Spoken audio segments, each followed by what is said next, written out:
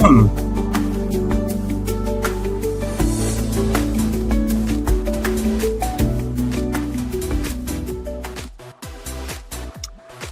everybody. Welcome, welcome, welcome. I clear my throat. Hope everyone's doing good. I turn off this music and talk to you about what we're here to talk about, which is bakery frameworks. I like the little background music, though. All right, how's everybody doing? I'm coming to you live from Chicago. Thank you for joining us, whether you're on LinkedIn, joining us on Instagram, if you're on YouTube, if you're here directly in the Successful Bakery Studio, courtesy of StreamYard. Welcome, everybody. We're here. We haven't done classes in a while, and one of our goals for this year is to make sure that we're always giving back to industry that has given so much to me and also, requires so much from each of us. Everyone that is in bakery, whether it's the business owner, whether it's the leads, the pastry chef, all of you have my deepest admiration and respect. And out of that respect, I want to offer these complimentary educational classes. We'll be doing more of these through the year with guests and different offerings. One thing that occurs to me is that we're all making some of the same things. We're all making cookies, muffins, cakes, croissant, whatever you have. Many of us making the same work. How we get to our businesses is very different. Yes, there's competition, but we have more in common and more to gain from learning from each other. So this is some of the reasons for having these sessions. If you can hear really well, if everything's good, you're doing great, type in great in the chat on any platform that you're on. Let me know how you're doing. And then we're about to get started. Of course, this is the bakery framework session. So we're talking about frameworks. When I mentioned this educational opportunity to many, they said, "Oh, I'm good. I already have all the systems that I need. Everything's good." If you have systems, type in systems in the chat. You have systems, right? Everybody has systems. If you have apps that are your systems, write apps. I think everybody has 400 apps running their business now. So we have apps, we have systems. Frameworks aren't either of those. Frameworks aren't apps and frameworks aren't systems. Frameworks are a structure. And, a really good way to look at that, and I'll pull this up here, is that frameworks provide the foundation and the rules. It's like that's the house. Sometimes we refer to that here as the scaffolding. And the system provides the rules and the foundation and the house. So that's like the furniture. So often we've got the furniture, but we don't have the structure. We don't have the house. We don't have what we really need to understand it. What I like about frameworks is frameworks are things that can be expressed very easily. Frameworks, and we'll get into how easy this really can be to communicate it through your whole organization.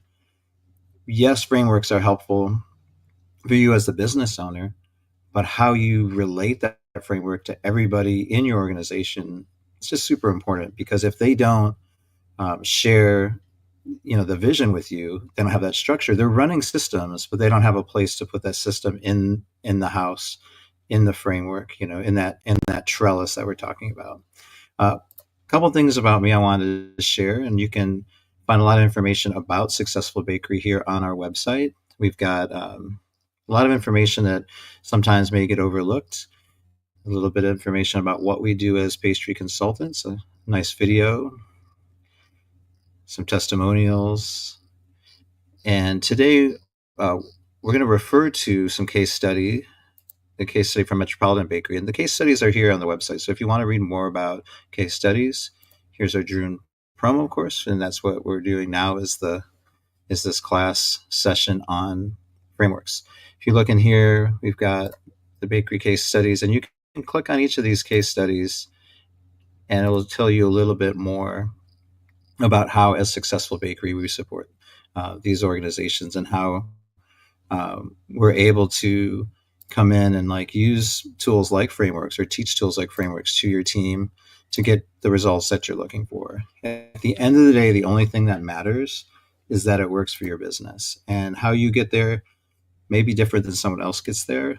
Our hope and our goal is by teaching these frameworks and giving tools that we can build community with other bakery owners, and therefore, create a real positive change in the world for bakery. I don't think there's never been as many customers and guests interested in bakery that I've seen.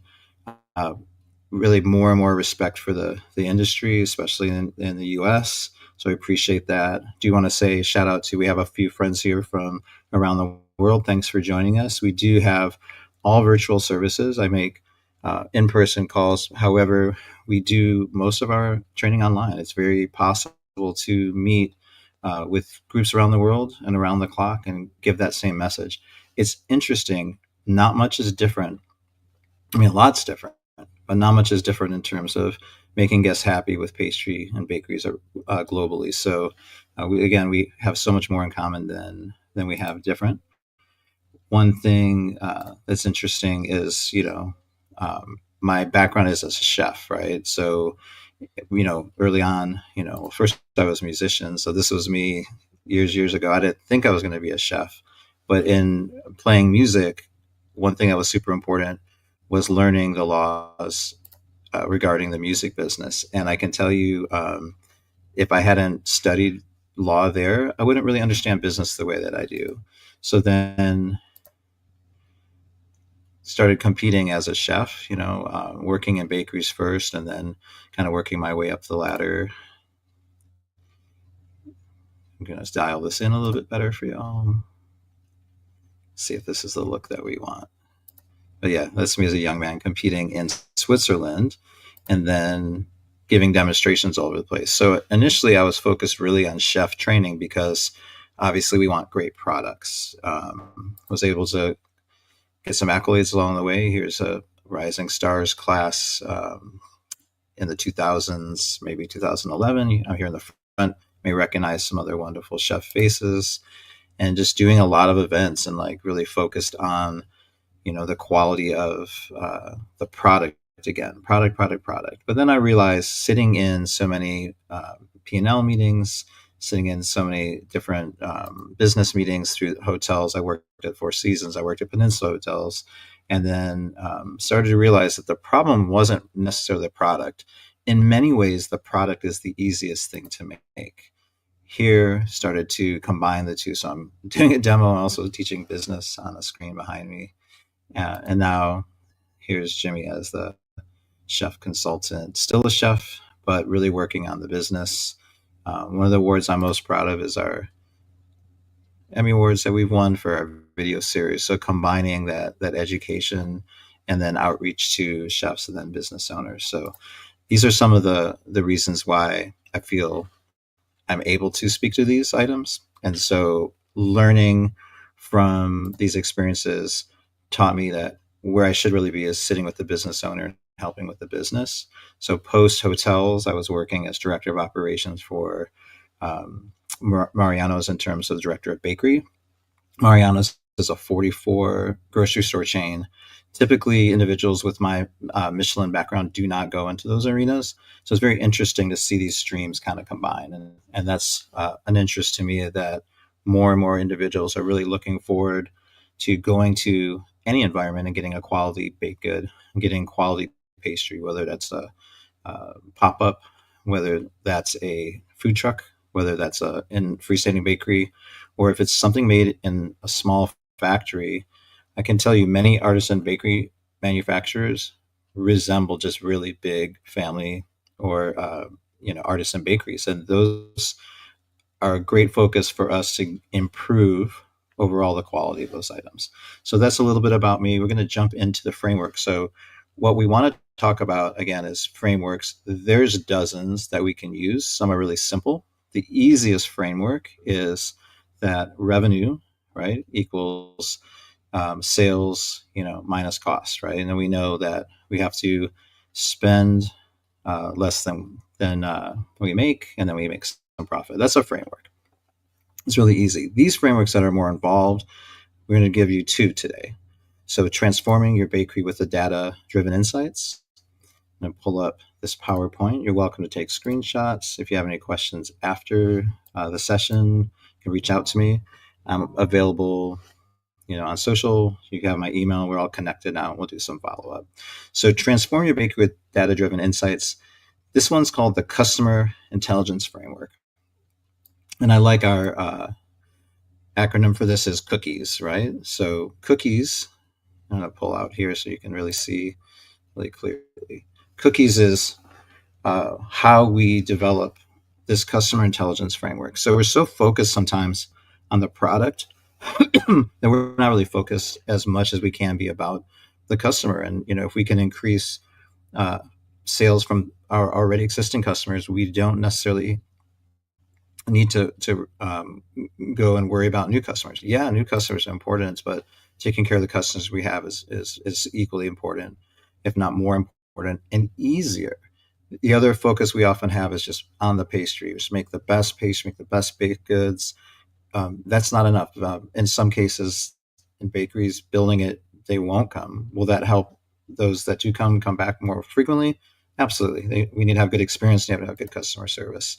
So here's the way to do that the customer intelligence framework. So we have a good mnemonic, a good way to remember this one. So cookies, cooks often organize kitchen items every Sunday. If you have worked in a kitchen, you know that that is when often we clean, right? On Sunday. So cooks often organize kitchen items every Sunday is a good way to remember this cookies framework. Cookies stands for collect customer data, organize information systems, optimize product offerings, KPIs, like what are those key performance indicators, implement feedback loops, execute personalized marketing, and scale with standards. So these frameworks and practical steps help you implement immediately. So again, collect, organize, optimize, KPIs, implement, execute, and scale with standards. So let's look into those a little bit with some more detail to help you understand how to utilize this framework. So cookies, collecting customer data. How are we collecting customer data currently? If you want to put something in the chat that kind of lets us know how you're collecting the customer data. One way that's really worked for us lately is doing scorecard outreach. And if you're interested in that, reach out to me and I can show you how easy it is to set up a core scorecard where we really ask our customers, what is it that you want? What do you really like that we do? What aren't we doing? And in many ways, they just tell us exactly what it is that we're not doing that we need to be doing. So collecting the customer data. So in the POS systems, if you have Square, if you have another POS, it's right there. Detailed customer profiles. Like how often have we looked at a purchase history and said, "Wow, this is a really good customer for us."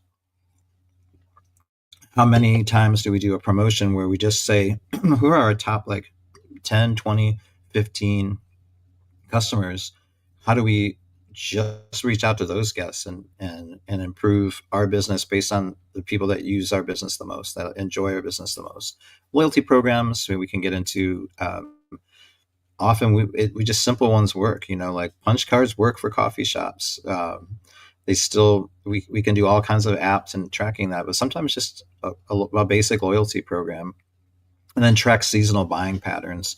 Like when do we know when our busiest times are, and do we know what was good, or are we just running the same plays, year after year, hoping that they'll be better next year? In my experience, that hasn't been the case. So collecting customer insights, first step, organizing that information.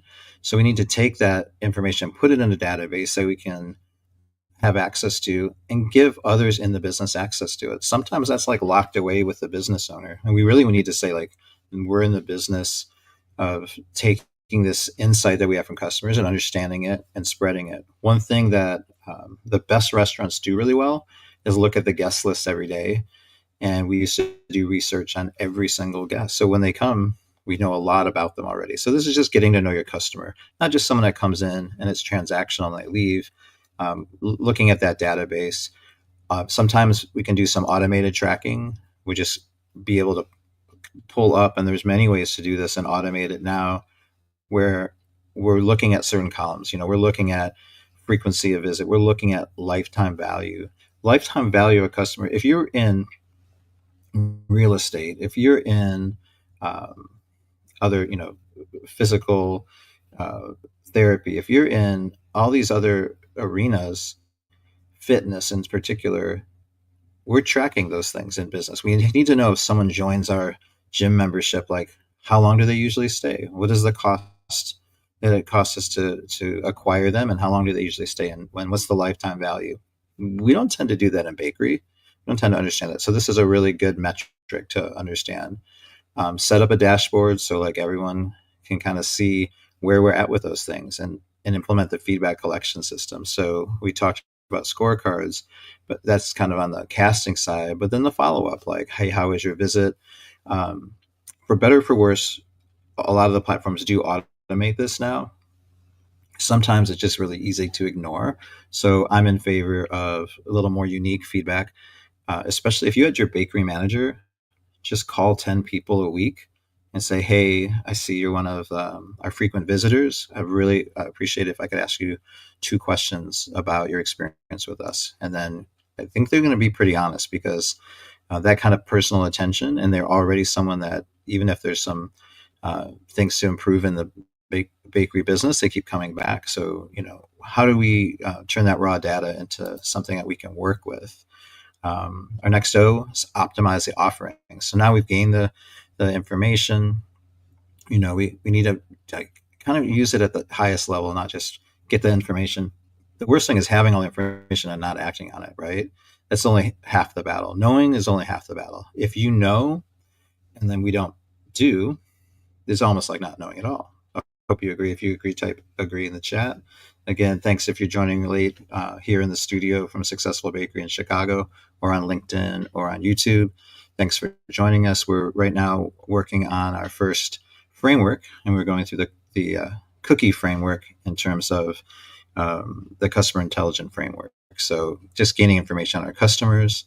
So let your customers guide your menu. How many times do we just have low sellers and we're like, oh, maybe we'll replace, maybe we won't?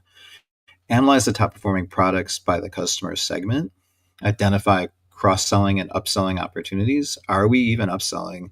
And are we telling our staff what to upsell? Are we just saying, hey, you need to upsell?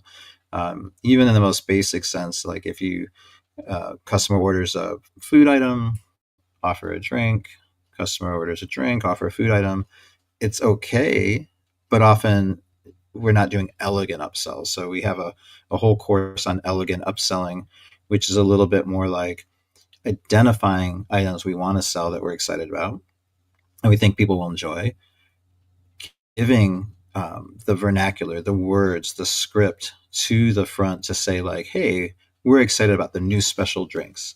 If you know anything about the drink programs in bakery, is they don't sell themselves. We sell a lot of drip coffee. Obviously, you're going to sell lattes if you have a coffee program. If you have a decent machine, you have okay staff. If you have a barista, that's amazing. But without saying, hey, can we interest you in this really new exciting beverage, this like matcha strawberry latte with a cold foam, it's okay if the customers say, oh no, I'm not interested in that, but we get into a drink conversation. Now we're having the conversation where like that may not be what they are looking for, but they like, no, I'm someone, I just like simple things. Oh, well, can I get you a cappuccino to go with that croissant? So this is the way we get into those conversations, not just, well, I offered and they just said no. That's a low return on letting your insights guide how our activities are. Insights should guide the activities. Test new products with specific groups. How often do we just say, we're just going to run it for a day? Just make it and run it instead of planning for it. We want to look for signals that things are successful first before we just go do them, because we're just spending a lot of time on ingredient, but we do want to keep, the chefs, the kitchen, the bakery, the business generating new ideas. And the great way to do that is just like test something at a specific time of day, or just send out to specific groups like students after school. When they come in, they get a coupon. Next week, we have a special item for them, or we pre-pack some boxes of cookies that we are thinking about doing for, a different time of year, see how that goes, and then phase out underperforming items. And I don't know how many times, I'm just kind of speak to this right now, how many times we say like, we're going to cut down the offerings. Most of the time, the amount of offerings we have in bakery, even if they're manageable most of the year, by the time we get to the holidays and we have those limited offerings, the business just chokes on those overlay of items. So the key, and to give you a little game here, is basically cut down the everyday offerings and cut them down to the most efficient point. It's more efficient for your procurement, for your ordering. It's more efficient for your team in production. It's more easy to understand in the case for merchandising and for your customer. And then always have the similar amount of planned limited time offerings. So we call those LTOs, or seasonal, and have those rotating on a monthly or bi-monthly basis so that we can market those things. We can lead with that and get interest from our customers to come in. So it's super important to phase things out, not, oh no, we're going to take away people's favorites. It's if your customers get use, I'm going to go back up on this one again. When we train our customers that our bakery is dynamic and we're always having new ideas coming, then they appreciate and understand when things come in and out. And when we have a good marketing schedule, then we understand when they're coming. And when we don't change very often, customers get stuck. And then when you try to change, it's much more difficult. So cut down the offerings, and then really use that new limited time offerings to create a nice interest in bringing people into the bakery. KPIs, KPIs, key performance indicators. That's a language again. I'm very in favor of using structured language from other fields, because sometimes in bakery we have these things we don't really look at insights in the same way. I don't know why that is, but we want to blend in structure, right? So we're talking about frameworks. So KPIs, here's some great KPIs. You don't have to measure everything. You don't have to do everything that we talk about here. If you did one thing from cookies, each of the C, from one from O, one from O, one from K, one from I, one from E, you're already going to be way ahead of the game. So here's, what are we measuring? Are we measuring, the customer lifetime value? How much does that customer bring over time? Are we looking at the average order value, the AOV? Are we looking at the purchase frequency and retention? Like, has someone just stopped coming after a while? Maybe we changed the counter and people, or we changed the barista, or something happened. Can we reach out and say, hey, we noticed you're not coming. Here's a offer for you, a coupon. Here's something we want to do nice for you. We just want to listen. We want to be better. Customer acquisition, CAC, right? This is a funny one, but like, what's the cost to acquire? Do we even know how to measure cost to acquire? The net promoter score. So, how happy are people, and the profitability by segment, like, just focus on, if we're pulling that data from what sells, that P mix, that product mix, and we see the things just don't sell, we're just wasting money. In fact, it is very frequent and very common that your top 3 sellers are wiped out by your bottom 3 to 5 sellers. So every time you're making this money, you feel really great about those items.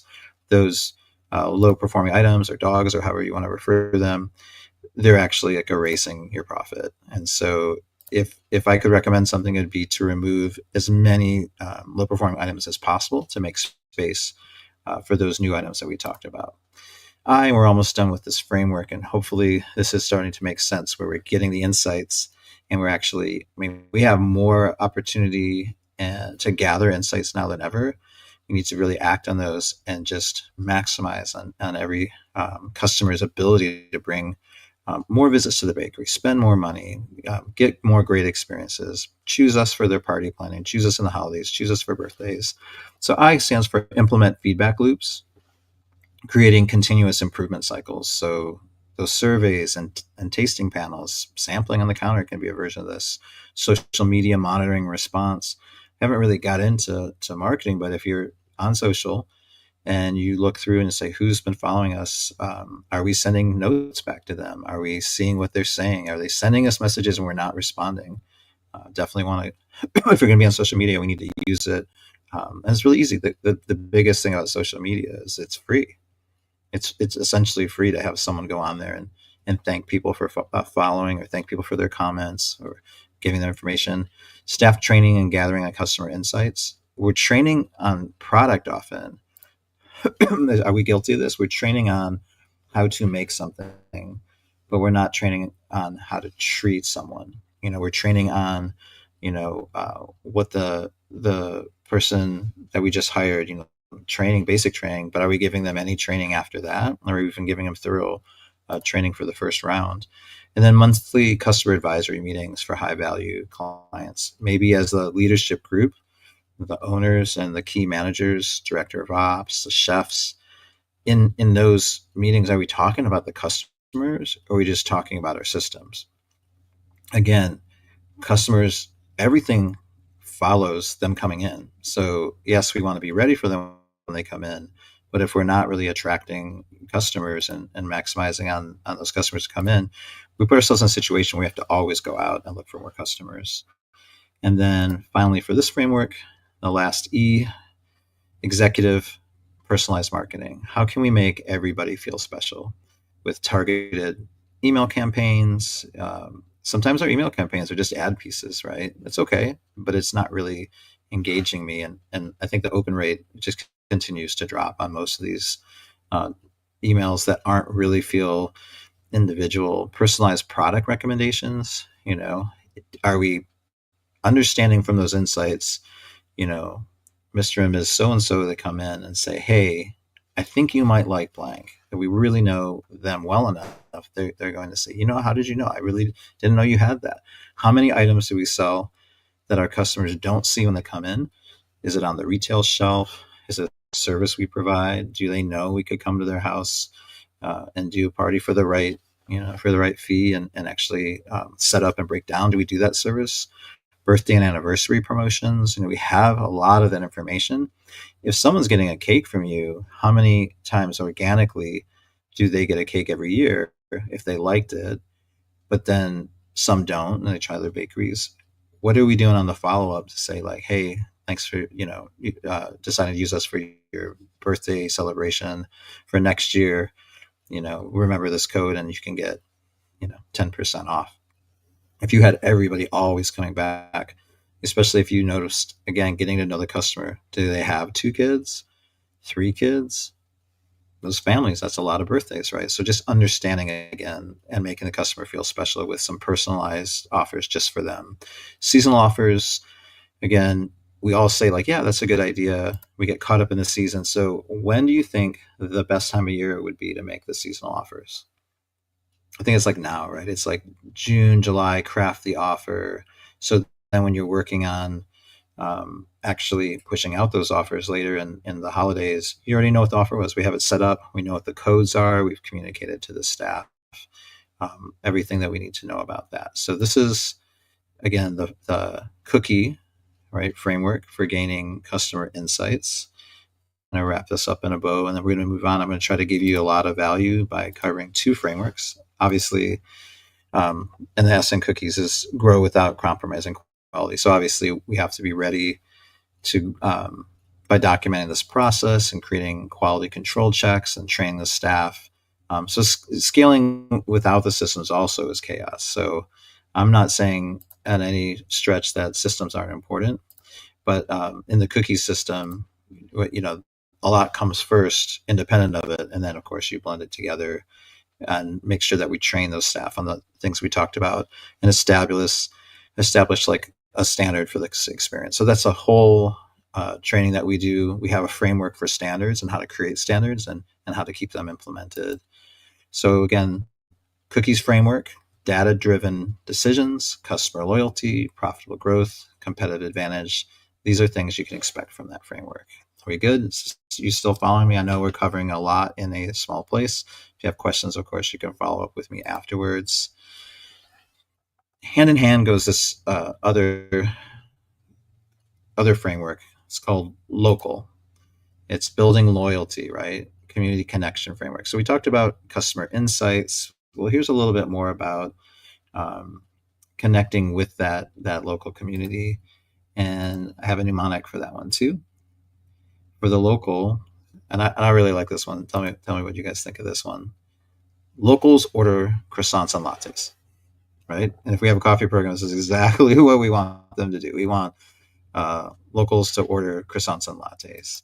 And the other, to the point, we're listening and offering and creating and amplifying and leveraging. So we're listening to our neighborhood, we're offering community value, we're creating local partnerships, and we're amplifying the local stories like things that it's not our business stories. It's our community stories from our, and we can decide where our community lies in local and how big is that community, and then leveraging the word of mouth marketing. And we already know all this, right? And I think maybe that's the complication. It's like when we already know things, we say, yeah, we know like positive experiences and word of mouth, positive word of mouth, super important. Negative word of mouth travels 10 times faster, blah, blah, blah. We need to take that seriously and kind of, if we know that when we have good experiences, we share them a little less often, then we need more of it, right? Volume, reps, doing these things over and over.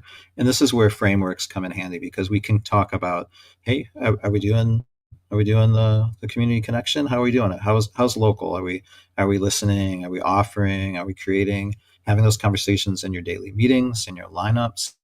Can't stress enough how important lineups are. Um, in fact, like to that point, are we doing lineups at all? Are we doing lineups at all? And for some reason, many groups are just reluctant, can't find the time, don't have the time. Everyone's not there. What's the content? Anything is better than nothing when we're communicating.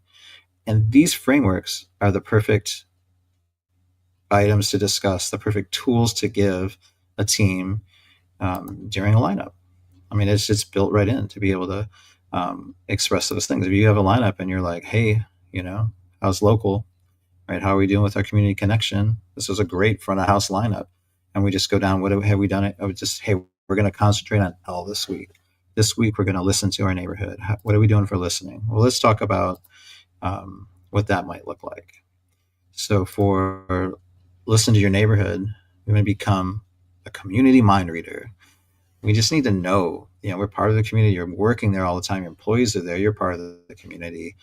Do we walk the neighborhood and just understand what's going on around us? Are there other bakeries moving in and out?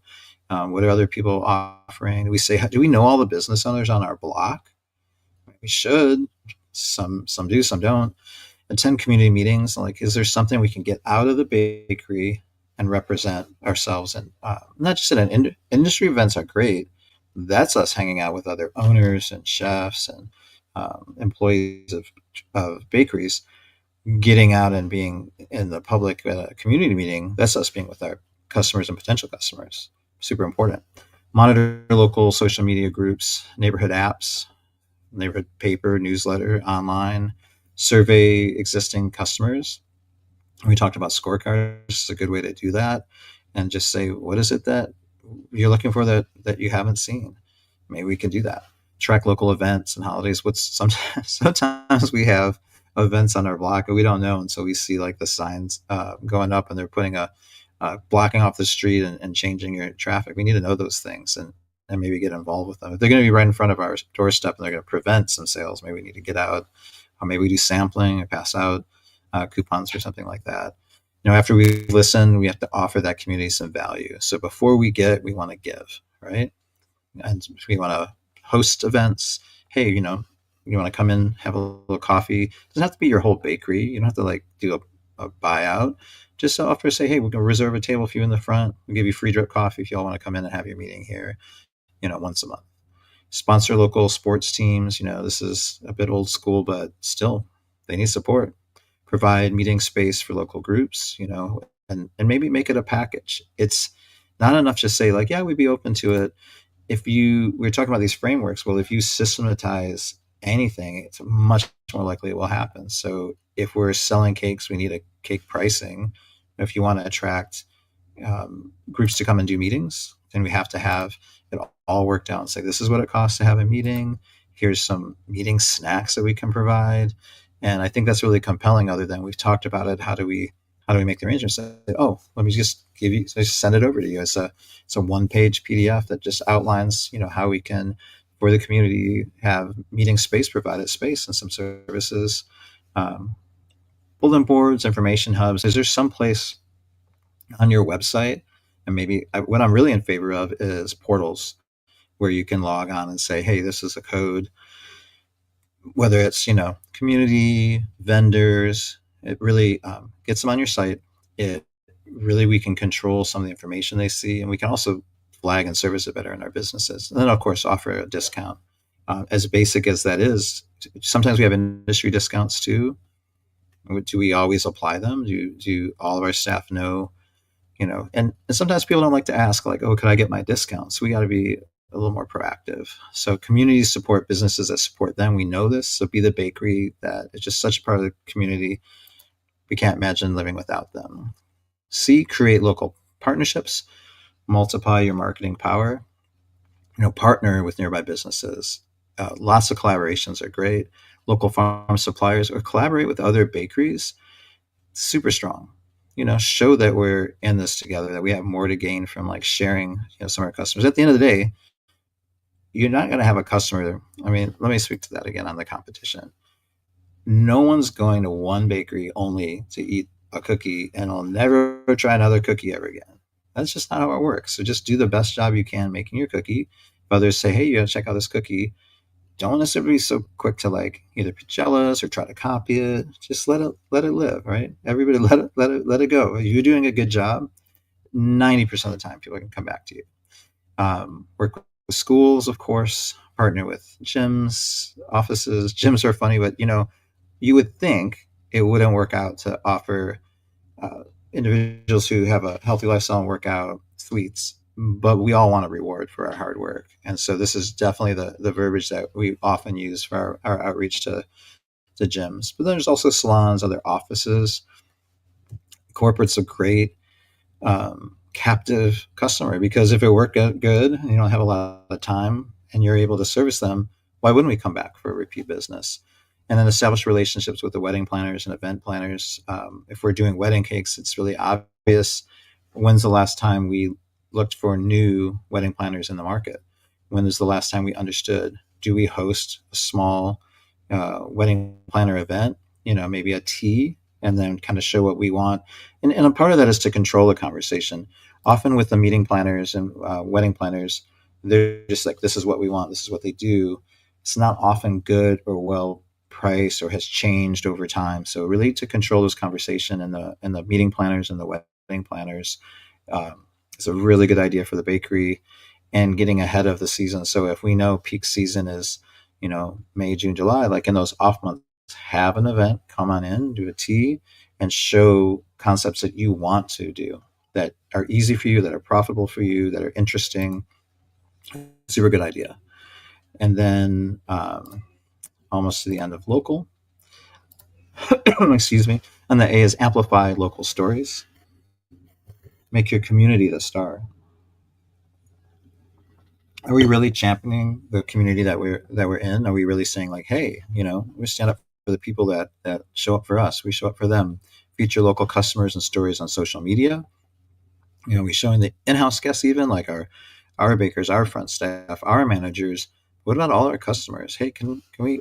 You can see some social media accounts use this, and I can see a little bit of myself in someone that's like me that goes to this business. I want to be there too. They really enjoy it. I want to have that same experience. Share behind the scenes, but the community involvement. Like we went, to help out. We did this, food drive. We were like at these places, and sometimes we go and we don't like document it. I think we need to get that word out, right? Create local hero programs, recognizing various people in the community. Maybe put up a flyer in the business and say like, hey, this is our person of the month, and we really love what they did for our local hero, and document and share your bakery's impact. Like, and this is what we're doing to help people. We created a scholarship program to make sure people know what you do. Post it on everything. If you're not posting on LinkedIn as much as Instagram, do that. Excuse me. And then the last one for local is leverage word of mouth marketing, turning customers into ambassadors. So implement the referral reward program. We talked about, social, like create Instagram worthy moments. So if you're doing these events, like all these meeting planners, that's an Instagram worthy moment. If things happen and we miss them, just try to capture as much as you can. Encourage customer reviews. Like it's okay to ask them like, hey, did you have a great experience? Would you mind a review? Other businesses do that, right? Sometimes we forget to ask. Doesn't hurt to ask. Just teach your staff how to ask nicely. host exclusive preview events for new products, like make a big deal about stuff. Hey, we're doing this, we want to make it a big deal. The more big deal, then we get that word of mouth marketing, like, hey, did you see what's coming up, right? Hey, this cool thing. Make a big deal about stuff that you do, and develop signature items to become conversation starters. Again, I'm sorry. Again, the best way to create signature items is to make new items all the time, to have those in and outs, and some of those will become future signature items. Those things will take care of themselves if you're always out there. It's very hard to like design the perfect signature item, but not really that hard to be always in the business of making new things, making a new product, and sharing those things for everybody. So with the 1 minute left, I'm going to try to come in on time on the 45 minutes and promised you 2 frameworks, and we're just to the end of that. Local framework, the blueprint for local dominance, for getting into your good graces with your neighborhood, creating those authentic relationships, those cost-effective marketing, customer loyalty, and sustainable growth. So does it take time? It does. The implementation you could expect to be like 3 months, right? So you need to get started. Don't just take tools like this and say, okay, I'm going to do a little bit, maybe some time. It seems like a lot. Just try it. Just try any of these. What I would say to you is, when I'm working with a bakery and they follow those frameworks, first of all, everyone doesn't always say like, well, Jimmy said do this, except you had a successful track record, we're going to go with it. But if you do, at least you have someone else to blame, right? You can say like, hey, it didn't work, but I'm telling you, these things do work. Anything that you can measure does happen. This is, excuse me, 2 guidelines, 2 frameworks that can really work out for you. I think this is a great opportunity for you all to try something new. What have you got to lose? It's going to really work for you. And again, if you want to reach out after, if you have any questions about this, you can find us on the website. I'm going to put it up here for a second, successfulbakery.com. And if you would like a copy of the PowerPoint, you can reach out, just say, hey, PowerPoint. You can reach out on social, whether you're here again on YouTube and on LinkedIn. If you're here joining us in the studio from Chicago, I want to thank you. There'll be many more of these if you enjoyed it, and let me know. Until then, I appreciate you all, and talk to you soon.